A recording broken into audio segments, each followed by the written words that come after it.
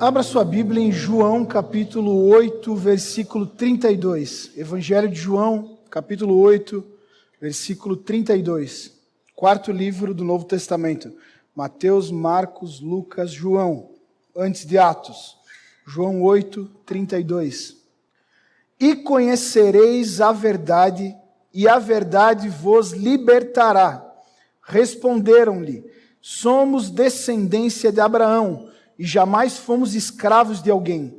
Como dizes tu, sereis livres? Replicou-lhes Jesus: em verdade vos digo, todo o que comete pecado é escravo do pecado. O escravo não fica sempre na casa. O filho sim, para sempre. Se, pois, o filho vos libertar, verdadeiramente sereis livres. Em janeiro de 2021, agora, a OMG, a Organização Mundial da Saúde, ela emitiu um relatório onde ela diz que o Brasil é o segundo país das Américas com maior número de casos de pessoas depressivas, pessoas com depressão. Levando em consideração que a OMS ela vai catalogar apenas os casos de pessoas que procuraram profissionais da saúde. Então, se eles fizeram esse relatório, o número deve ser muito maior, porque diversas pessoas enfrentam a depressão e não buscam auxílio no hospital, nas clínicas psiquiátricas, enfim. Nesse relatório, o Brasil só ficou atrás dos Estados Unidos, mas por uma margem muito pequena. Nos Estados Unidos, 5,9% da população está enfrentando depressão. No Brasil, 5,8%. É muita gente, meu irmão. Mais ou menos a cada 20 pessoas, uma está enfrentando depressão. Se nós estamos aqui 60 pessoas, pela estatística, pode ser que nós tenhamos uns 3 aqui que lutam contra a depressão. Isso é algo assustador. Eu tenho me assustado nos últimos dias com a quantidade de pessoas que a gente enfrenta e a gente aconselha, acompanha, enfrentando problemas, princípios de depressão. Isso é seríssimo. Há umas semanas atrás, a Dani me mandou o link de um psiquiatra aqui de Belo Horizonte, Ismael Sobrinho, você pode achar ele lá no Instagram, um homem muito bom, da Igreja Batista Central, é um psiquiatra, e ele deu um curso de 4 aulas, eu assisti só 2, 4 aulas sobre ansiedade. E no quesito ansiedade, o Brasil é o primeiro do mundo, é o país que mais tem casos de ansiedade. Aí você sabe que a ansiedade, você já viu crise de ansiedade, síndrome do pânico, depressão, tudo está associado. Isso é sério, meu irmão, isso é um problema gigantesco que a gente está enfrentando. São doenças da alma. Antigamente, a gente só pensava em doenças físicas. Cada dia mais, as pessoas enfrentam situações na alma, doenças emocionais. E nós precisamos nos alertar para isso, porque isso não exclui os cristãos evangélicos. Pelo contrário, muitas vezes é tão igual ou maior se bobear, porque existem diversos fatores que colaboram para esse tipo de problema. Eu diria que é muito mais do que uma questão psíquica, é muito mais do que uma questão hormonal, talvez, que você vai lá no psiquiatra, ele dá um antidepressivo, um remédio e regula os teus problemas. É também uma ação maligna, uma estratégia maligna desse tempo para tentar nos destruir, meu irmão. Nesse tempo onde nós vivemos um excesso de informação, a ansiedade ela tem dominado o nosso coração muitas vezes. Você que quer ter um negócio próprio ou tem um negócio próprio, eu aconselho você a tomar muito cuidado com as redes sociais, porque em todo momento aparece alguém com o segredo do sucesso, alguém mostrando lá num vídeo um maço de dinheiro e dando a entender que ganhar dinheiro é fácil, quando na verdade não é. Os jovens, adolescentes, hoje, eles enfrentam uma dificuldade porque eles não conseguem desassociar a vida real da vida virtual. Essa semana, uma amiga minha postou num stories, e eu agradeci ela por ter compartilhado aquilo, porque o texto é fantástico. Eu até compartilhei nos meus stories também, de uma médica de São Paulo que deletou as redes sociais da filha dela, e a filha dela tinha mais de 2 milhões de seguidores no TikTok. A menina já estava ganhando dinheiro com as redes sociais, ela foi lá, excluiu as redes sociais e ela botou um texto do porquê que ela estava excluindo. Uma das coisas que me chamou a atenção, ela falou o seguinte: eu quero que a minha filha cresça no mundo real. Eu não quero que a minha filha cresça criando uma ilusão de que o mundo das redes sociais é um mundo real. A minha filha é muito inteligente para parecer um macaquinho dançando na frente de uma câmera para entreter as pessoas. Porque o TikTok é muito baseado em danças e tal. Ela falou, minha filha não quero que a minha filha cresça com uma mentalidade de circo. Pode ser uma atitude radical, eu imagino que a filha devia estar apresentando diversos distúrbios por causa das redes sociais e tal, mas isso é um problema. Por que multiplica-se, por exemplo, entre adolescentes essa questão da depressão? Eles acompanham pessoas famosas e eles se comparam com elas, e eles são muito longe delas. Isso não está longe de nós mesmos. Eu tive uma experiência de Deus me tratar esses tempos. Vou falar para vocês, eu tenho o canal no YouTube, eu devo ter uns 30, 40 vídeos não listados. Eu nunca tive coragem de postar público, porque eu sempre achei que o meu conteúdo não é o melhor e tal. Eu acompanho algumas pessoas muito melhores do que eu. Eu falei, meu Deus, eu não vou postar aqui, eu vou falar besteira. Eu tinha uns 30 vídeos não listados, até que um dia eu tive um sonho. E no sonho, o resumo da mensagem era: eu estou te mandando correr e entregar aquilo que eu te dei. Seja na rede social, seja onde for. Mas por que eu estava tendo um certo bloqueio de servir ao Senhor na rede social? Porque eu me comparava com outros e eu me sentia um nada. Eu sou um mané comparado com muitos outros teólogos, historiadores aí que existem. Isso é um problema, meu irmão, porque isso também é um ataque maligno. Eu aconselho, por exemplo, em relação a essa questão de rede social, que você assista o documentário da Netflix chamado O Dilema das Redes. Quem aqui assistiu? O Dilema das Redes. Extraordinário. São pessoas que participaram da fundação das redes sociais. E, meu irmão, eu não estou demonizando rede social, só estou falando que a gente tem que tomar muito cuidado com elas. Eu sigo, eu uso ela como instrumento também para pregar a palavra, para me conectar com pessoas. Nesse documentário, eles explicam a questão dos algoritmos. Basicamente, a rede social ela tem um único objetivo: te manter nela. Ela cria dispositivos para descobrir o que você gosta. Por exemplo, no Instagram, você não precisa nem clicar ou curtir uma foto ou vídeo. Basta você estar rolando aqui com o dedinho e você parar. Você já viu que o Instagram ele criou uma situação que você não precisa nem clicar para o vídeo estar girando? Você pode estar passando. Se você parou para ver um vídeo que está girando, ele já identifica que você se interessou por aquele vídeo, por aquele assunto, e ele vai começar a te sugerir mais coisas. Esses dias eu estava conversando com a Dani, eu falando sobre isso, eu falei, vou mostrar aqui o que eu mais gosto, o que eu mais sigo na rede social. Eu apertei naquela lupinha do Instagram. Só aparece negócio de luta e de futebol. Eu fico o dia inteiro vendo coisa de futebol, de luta. O meu entretenimento é ligado a essas questões de esporte. Só que a rede social, ela quer te manter lá. O princípio, um resumo do documentário é o seguinte: se você está acessando uma rede social que está te oferecendo diversas coisas, conteúdo e tal, hoje o YouTube ele substitui as locadoras. Quem é da época das locadoras? Você ia na sexta-feira, alugava 7 filmes para assistir o fim de semana todo. O Anderson e a Valéria, que vem à noite, um dos nossos líderes de Excel, ele tinha uma locadora. Falou que ganhava muito dinheiro na época. Hoje, com o YouTube de graça, você só vai ter que... aquela questão chata de ver uns anúncios lá, mas você assiste de graça. Se você está recebendo algo de graça, sem precisar pagar nada, e ao mesmo tempo, diversas empresas estão pagando para anunciar lá, você é o produto. Nós somos o produto. E a rede social, ela tenta nos manter ali para ganhar dinheiro. Quanto mais você ficar na rede social, mais anúncio você vai ver, mais dinheiro a rede social vai ganhar. Mais as marcas vão investir e você é o produto. Você é o produto da rede social. O problema é que todas essas coisas, elas vão criando conceitos em nós, conceitos malignos.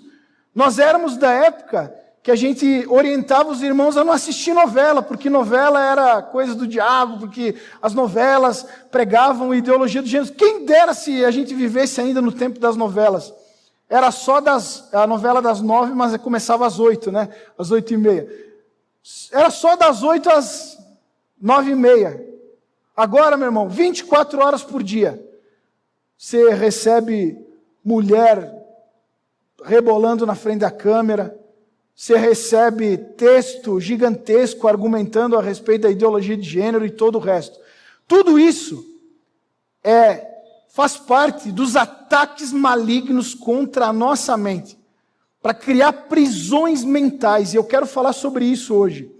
A libertação para prisões mentais.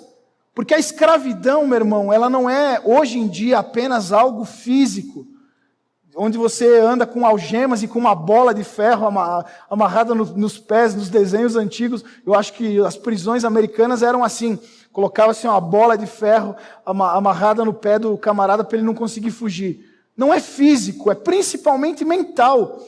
E nós temos vivido uma geração que não sabe o que quer, não sabe para onde está indo, vive refém de desejos, sentimentos. Você já viu aqueles compulsores por compras? Gasta, gasta, gasta e nunca está satisfeito. Compra um sapato, chega em casa, aquele sapato já não é suficiente. No dia seguinte tem que comprar de novo. Tudo isso é prisão, meu irmão. É escravidão maligna contra a tua mente, no teu coração, para te impedir de viver a liberdade que Cristo te conquistou. Olha só, em Colossenses capítulo 2, versículo 8, diz assim: cuidado, que ninguém vos venha a enredar com sua filosofia e vãs sutilezas, conforme a tradição dos homens, conforme os rudimentos do mundo, e não segundo Cristo. Quero destacar as vãs sutilezas. O que está escrito como vãs sutilezas é sofisma. Sofisma, meu irmão, é uma pequena distorção da verdade. Um sofisma é uma meia-verdade, ou então um argumento persuasivo a respeito de algo com o objetivo de te enganar. O diabo, no nosso tempo, não precisa mentir escrachadamente para nós, e ele é muito inteligente, ele sabe como agir. Ele só pega uma verdade e distorce ela. E aí eu poderia falar de diversas verdades distorcidas que a gente tem que combater nos nossos dias, como ervas daninhas que estão crescendo no meio da nossa horta, tentando impedir o crescimento dos nossos frutos. Sofisma talvez seja o maior inimigo da igreja nos nossos dias. E quem dera se as pessoas dominadas por sofisma só estivessem do lado de fora da igreja. Muitas vezes elas estão dentro da igreja. Nós que somos da área do ensino, nós batalhamos muito contra essas coisas. Eu tenho um versículo que é um lema para a minha vida. Eu tenho uma experiência com esse versículo. Um dia eu vou contar em detalhes a experiência com esse versículo. Eu demorei uns 3 anos para entender o versículo. Meu irmão, eu consultava comentário bíblico, perguntava para os meus professores de seminário o que significava, ninguém sabia me explicar. Mas eu sabia que aquele versículo tinha a ver comigo. Jeremias capítulo 1, versículo 10. No 9 ele diz: eu te chamei como profeta para as nações, e através da tua palavra arrancarás, derrubarás, destruirás, arruinarás. E ao mesmo tempo edificarás e construirás. 4 verbos negativos: arrancar, destruir, arruinar, esqueci o outro, e 2 positivos: plantar e construir. Nós vivemos um tempo como igreja onde a gente mais destrói do que constrói. A gente confronta sofismas, confronta situações, destrói coisas, para que a partir dessas convicções serem destruídas, nós possamos construir o Evangelho. Eu sei que há uns meses atrás, quando o pastor Gilberto começou a bater numa única tecla. Graça, graça, graça, graça, graça, graça. Algumas pessoas ficaram incomodadas. Ah, o pastor Gilberto só prega sobre graça. Mas, meu irmão, é extremamente necessário. Extremamente necessário.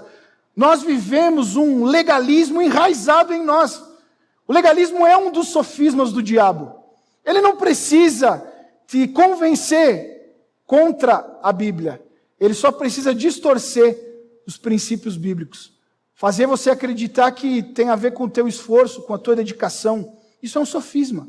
Então, nós gastamos tempo para quebrar conceitos, para que a partir do confronto desses conceitos, desses sofismas, nós construamos algo melhor, algo bom, algo bíblico. Isso é reforma, isso é um princípio de reforma. Para você reformar algo, você começa quebrando. Você começa destruindo, para que depois você construa novamente. Visitei o Manuel e a Nilza sexta, e a casa deles está toda reformada. Eles ficaram uns dias fora, os meninos mandaram quebrar tudo. Meu irmão, outra casa. Ficou mais aberta e tal. E eles basicamente só pintaram e colocaram um piso na casa. Outra casa. Só que para transformar aquela casa, começou com quebrando, derrubando. Versículo 32 diz que a libertação, ela vem a partir do momento em que nós conhecemos a verdade. E aí, se você tem uma boa Bíblia, a verdade está em letra maiúscula. Porque esse versículo ele é paralelo a João capítulo 14, versículo 6, que diz: eu sou o caminho, a verdade e a vida. Jesus falando a respeito dele. Jesus é caminho, Jesus é verdade, Jesus é vida. É através do nosso relacionamento com Jesus, é a partir do momento em que nós conhecemos Jesus, não porque alguém nos falou a respeito dele, mas porque nós verdadeiramente nos relacionamos com ele, é que nós vamos viver a verdadeira liberdade. Cristo nas nossas vidas nos liberta de sofismas, de conceitos, de convicções, de traumas, de coisas, de heranças do passado, para nos fazer viver uma vida melhor, para nos fazer viver uma vida em abundância, como diz em João capítulo 10, versículo 10. O interessante é que Jesus está falando, ele está fazendo um paralelo na fala dele entre liberdade e prisão. Quando ele fala para aqueles homens, e eles eram judeus, e ele diz: vocês precisam conhecer a verdade, que sou eu, está implícito, mas ele está dizendo a respeito dele mesmo, vocês vão ser libertos. No versículo 33 eles falaram: você está doido? Nós somos filhos de Abraão, nunca fomos escravos. Como assim que você diz que a gente vai ser liberto? E aí ele diz, no versículo 34, na verdade todo aquele que comete pecado é escravo do pecado. Eu não sei se você sabe disso, mas teve um homem na história que nasceu livre, Adão. Adão nasceu livre, Eva nasceram livres. Eles tinham livre-arbítrio no sentido de Deus ter criado e dado a permissão deles de desobedecer. Todos os que vieram depois dele já nasceram escravos do pecado. O livre-arbítrio é retomado pelo homem na medida em que ele conhece a Jesus. É Jesus quem nos liberta da escravidão do pecado. Antes de nos relacionarmos com Jesus, e não tem a ver com a igreja, que tem muita gente que está há anos na igreja e ainda não conheceu Jesus, nós éramos escravos do pecado. Nós não tínhamos vontade. É como diz lá em Romanos capítulo 7, versículo 15, Paulo dizendo a respeito dele, antes de Cristo: aquilo que eu queria fazer eu não conseguia fazer, e o que eu não queria fazer eu acabava fazendo. Por causa do quê? Por causa do pecado que habitava em mim. O pecado não nos dava liberdade. Pastor Gilberto brinca quando ele fala sobre isso, e ele diz: é como se o pecado fosse um senhor na nossa vida. Você diz: hoje eu não vou beber. Aí ele diz: ah, é mesmo? Você não vai beber? Ele pega a gente pela orelha e leva a gente e bota a nossa cabeça dentro da garrafa. No dia que você dizia que não ia beber, era o dia que você mais bebia. Você mais ficava bêbado. Nós cremos na inocência das crianças. Nós cremos que Deus não imputa a consequência dos pecados, a culpa pelos pecados nas crianças, porque elas são inocentes. Elas vão chegar numa idade onde elas vão conseguir discernir o certo e o errado, e aí elas vão ser responsabilizadas. Mas o fato de elas serem inocentes não quer dizer que elas já não vivam e lutem contra o pecado já faz parte da vida delas. É por isso que se você for lá no culto Kids nosso, a gente não está só contando história de Davi e Golias, de Jonas e o peixe, a baleia, de Sansão e Dalila.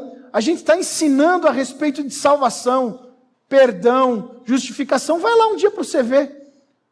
As meninas pregam a palavra, a mesma palavra que a gente prega aqui, na linguagem delas, mas eles pregam. Por quê? Porque as crianças também precisam ser salvas. As crianças precisam conhecer Jesus para serem libertas do pecado, do poder e da escravidão do pecado. Só existe liberdade para aqueles que estão em Cristo. E aí o princípio é um paradoxo. Quando Cristo nos liberta, e agora nós somos livres, nós voltamos a ter o livre-arbítrio, nós só temos uma opção: escolher Jesus. Ou você escolhe Jesus e se torna escravo dele, servo dele, e ele é um Senhor muito bom, ou você volta para a escravidão do pecado. Em Gálatas capítulo 5, a partir do versículo 16, fala sobre viver na carne ou viver no Espírito. O texto diz: se você se deixar ser levado pelos desejos da carne, pelas concupiscências, que significa desejos desenfreados, desejos que não têm freio, você vai viver os frutos da carne, as obras da carne. Prostituição, lascívia, idolatria, cita 16 pecados, e ainda no final diz: e coisas semelhantes a essas. Agora, se vocês viverem no Espírito, vocês viverão o fruto do Espírito. Gálatas 5, 22 e 23, amor, alegria, paz, bondade, benignidade, amabilidade, fidelidade, mansidão, domínio próprio, destaca o domínio próprio. Nós que somos cristãos, fomos livres do poder do pecado. Agora nós nos submetemos a Jesus, nós servimos a Jesus, e nós só cometemos pecado se nós voluntariamente decidirmos por isso, porque agora o Espírito Santo está em nós. Se antes os desejos não tinham freios, eram desejos desenfreados, agora o Espírito Santo, o domínio próprio, a característica do Espírito Santo, o domínio próprio, coloca freio nos desejos. Ele te dá condições de viver de forma santa, de forma abençoada.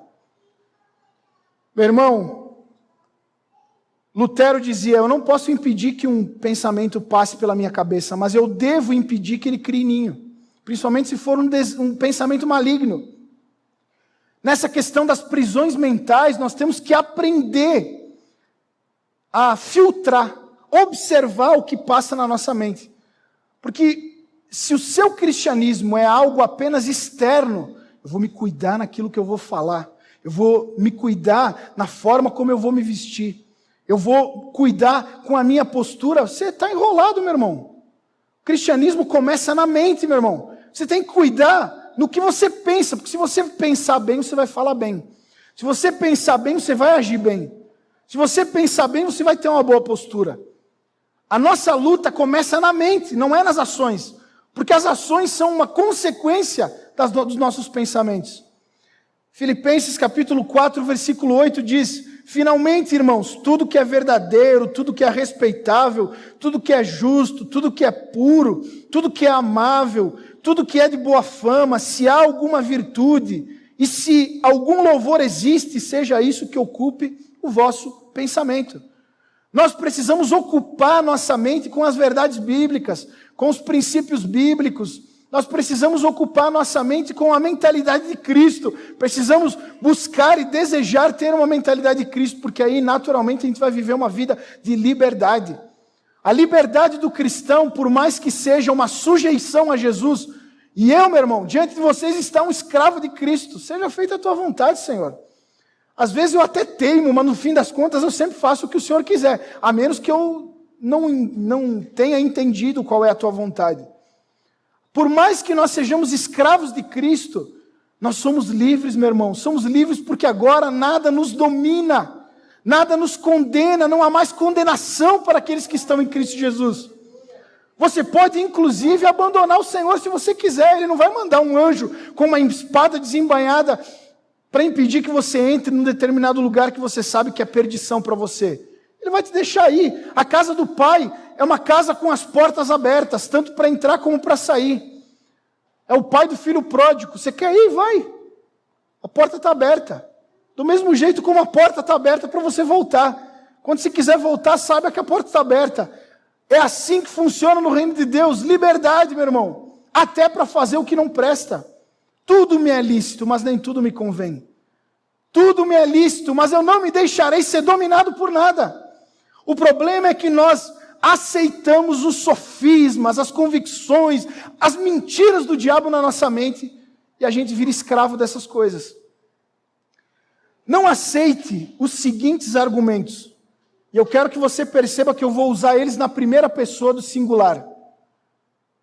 Esses argumentos são malignos contra você, porque um demônio, meu irmão, ele é inteligente. Se ele fala na terceira pessoa com voz grossa, você vai identificar ele. Ô, seu mané, e tal. Você vai, o que é isso? Isso aqui não é meu, esse pensamento não é meu. O ataque do diabo nos nossos tempos, ele fala na primeira pessoa, fazendo você acreditar que é um pensamento teu. Não aceite esse tipo de pensamento.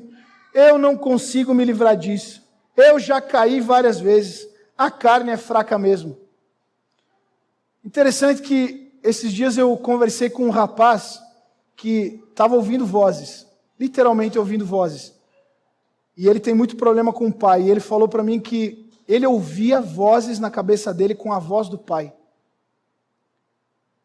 Se o diabo consegue reproduzir a voz do pai na cabeça do menino, você acha que ele não pode reproduzir a tua própria voz, o teu próprio pensamento na tua cabeça? Isso são setas malignas, dardos inflamados do inimigo. Ele lança pensamentos na tua cabeça como se fossem teus e você acredita neles. Você acha que é conclusão tua. Porque todos nós sabemos que existe um homem interior. Que quando você deita a cabeça no travesseiro, ele começa a falar, meu Deus, hoje eu tive programado fazer tanta coisa, não fiz nada disso. Mas amanhã, quando eu acordar, eu vou correr. Amanhã eu vou comer menos de manhã. Amanhã eu vou fazer tal coisa. Todo mundo sabe que existe isso. Agora, não é só o seu espírito que fala dentro de você. A sua própria alma. Existem também ataques malignos. E existe também a voz do Senhor que fala no teu coração. Você precisa orar a Deus para que Ele te dê sensibilidade. Porque se você conseguir discernir que tipo de pensamento está vindo em você, se é maligno, divino ou de você mesmo, você vai viver uma vida sadia, você vai viver uma vida livre. Você não vai ser escravo de prisões mentais. Esse argumento, eu não consigo me livrar disso, eu já caí várias vezes, a carne é fraca mesmo, é um argumento do diabo para manter você na escravidão, para que você aceite ser escravo. Ele quer te manter naquilo, ele te instiga para cometer um pecado, ele te dá todas as oportunidades possíveis e quando você peca, ele fala, eu não consigo me livrar mesmo, a carne é fraca. E você aceita aquilo e continua sendo escravo, meu irmão. Da mesma forma como eu errei outras vezes e não fui descoberto, eu vou fazer de novo porque nada vai acontecer. É outro argumento maligno. As outras vezes eu errei e ninguém descobriu, eu vou fazer de novo, não vai dar nada. Diversas vezes eu já fiz isso. É um argumento para tentar te envergonhar e te expor. Porque eu quero contar algo para você. Demônios, eles querem te expor. Eles querem te envergonhar. Eles só não podem jogar no ventilador porque Deus tem misericórdia de ti e te segura. Recentemente eu tive a experiência de um amigo meu, próximo a mim, pastor, cair. E a gente descobriu que desde 2017 ele estava tendo problema na área moral. Aí eu me questionei, o cara é pastor, o cara estava na frente de diversas pessoas, por que Deus não tratou ele? Ele ia nos encontros com Deus, ele ministrava em encontros com Deus, eu falei, por que Deus não usou um profeta lá em algum momento para confrontar ele? Porque a misericórdia do Senhor estava sobre ele, dando a oportunidade dele se arrepender, dele se retratar, porque meu irmão, você chorar quando o seu pecado é descoberto pode ser apenas uma manifestação de remorso. O verdadeiro arrependimento, ele antecipa a descoberta e ele se arrepende. Deus, ele tem misericórdia muitas vezes da sua vida e te preserva, porque o desejo do diabo e dos demônios é jogar no ventilador e fazer com que você seja envergonhado. Não aceite o tipo de argumento, eu sou miserável mesmo, eu não presto. Deus deve estar furioso comigo, porque esse tipo de argumento multiplica o sentimento de culpa no teu coração.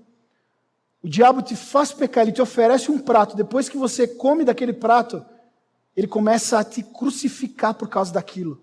Ele quer fazer você se sentir a pessoa mais miserável do mundo.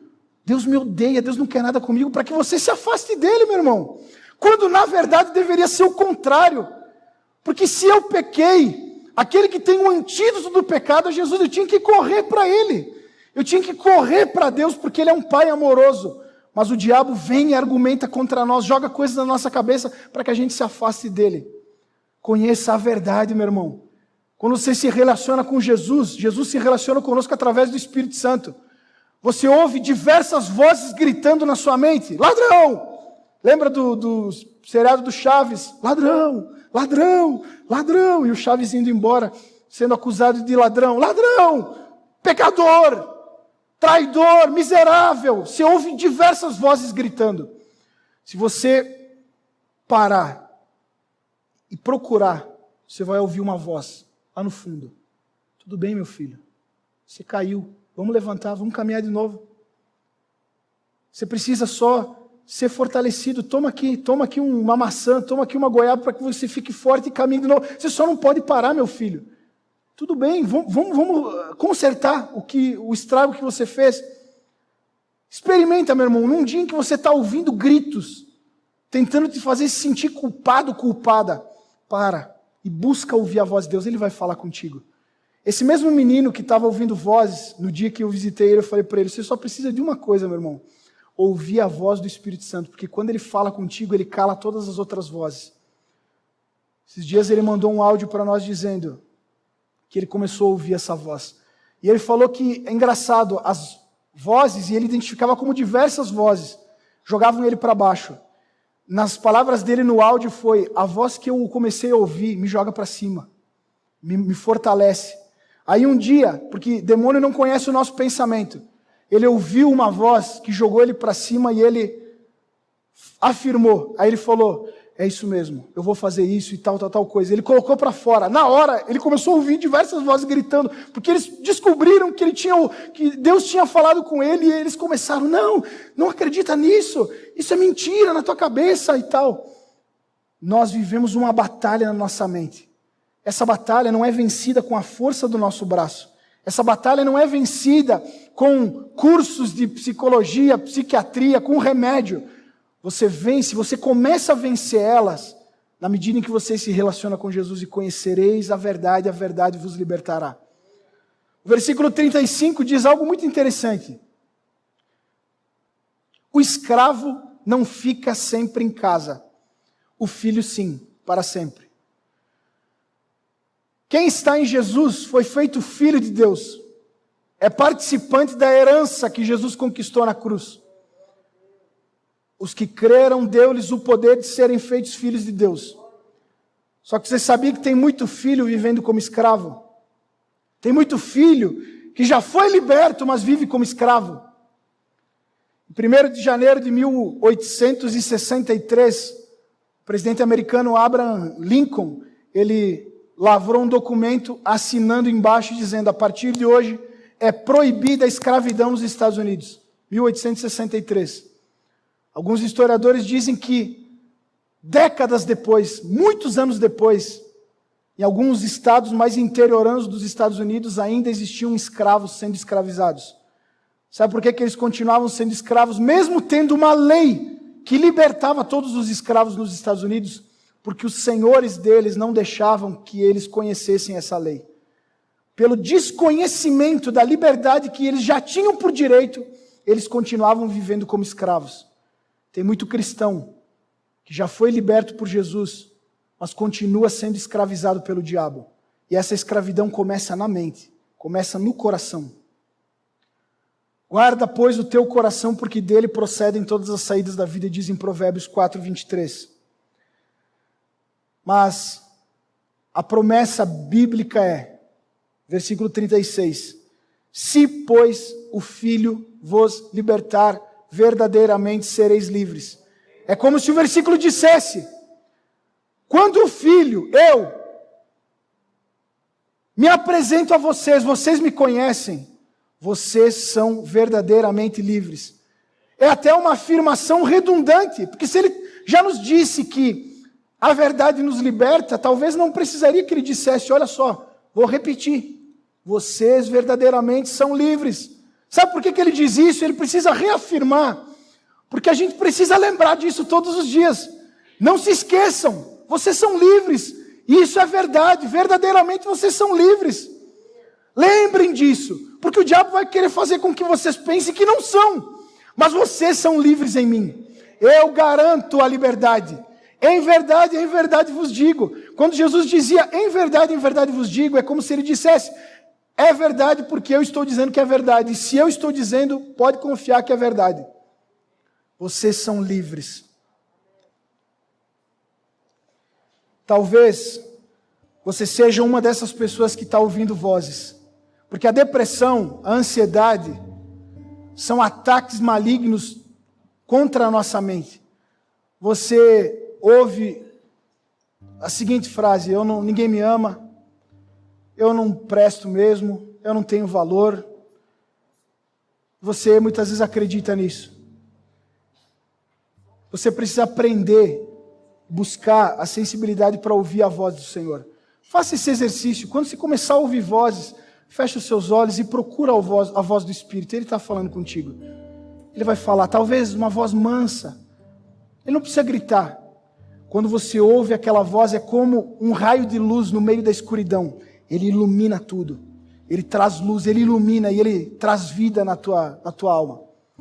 Gênesis capítulo 1, versículo 3 diz, no 2 diz, a terra era sem forma e vazia, e o Espírito do Senhor pairava sobre a face do abismo.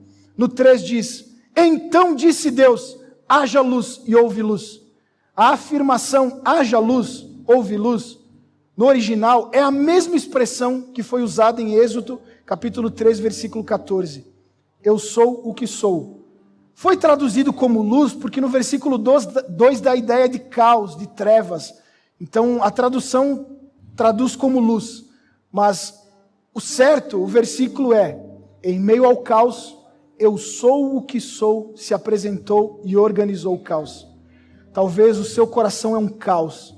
Talvez o seu coração tenha experimentado trevas, diversas acusações, diversos sentimentos malignos. Eu sou o que sou, vai brilhar dentro de você nessa manhã.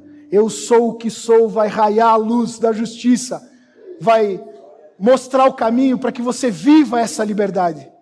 Feche seus olhos. Enquanto o Ministério de Louvor vai cantar uma canção, você vai orar ao Senhor. E eu creio que Jesus vai falar ao seu coração. A luz vai brilhar dentro de você. Ele vai organizar o caos.